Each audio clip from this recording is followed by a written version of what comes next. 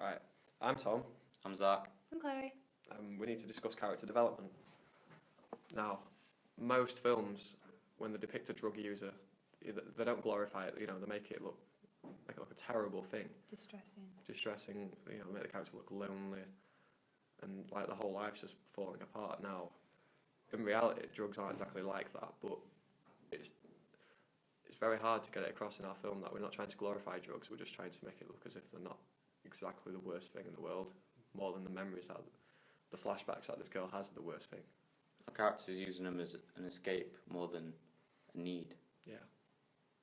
Now, we've had to study hard into making it look as if our character is really on drugs. We wanted to make it look convincing. We don't want the screenplay to look terrible and cheesy, and it needs to look realistic. So I know the littlest things like, you know, big pupils that drug users have when they're on drugs, or if a drug user's been using them for weeks on end and not washed or anything, she won't look well. She'd be messy. I think that's how we make it. We don't promote it. We make her look like she's the type of person you wouldn't want to look like. No. Very blank facial expressions and. Yeah, she just looks ill, lost, and kind of alone.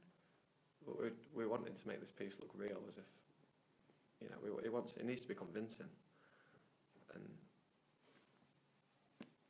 it's going to be very, very hard to make it as if this is a real thing happening that we've filmed, and not just Freach media students making a little film for a few marks. We're trying to make it look real. We wanted to enter it to the what was it? Sundance. Yeah, we wanted to enter it into the Sundance Film Festival because we think we're in a real shot of not winning, but.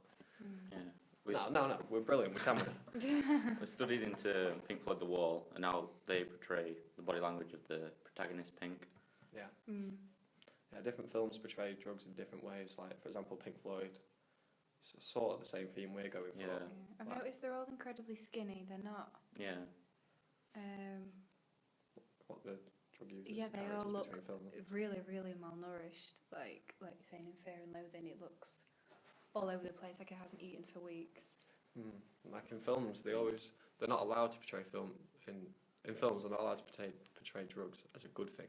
Yeah. They're not allowed to because obviously it's illegal. But Fear and Loathing almost glamorizes them.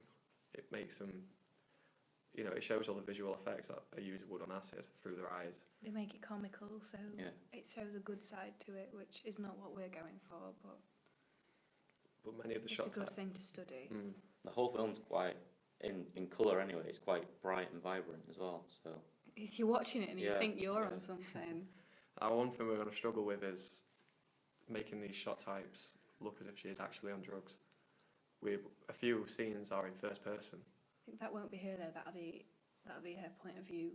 Kind of things, what she sees, what her brain's doing. And it's going to be very hard to make it happen, but we will get it done. Now, is there anything else we need to talk about really other than on character development? I don't believe so, no. Well, that's audio blog 1 done.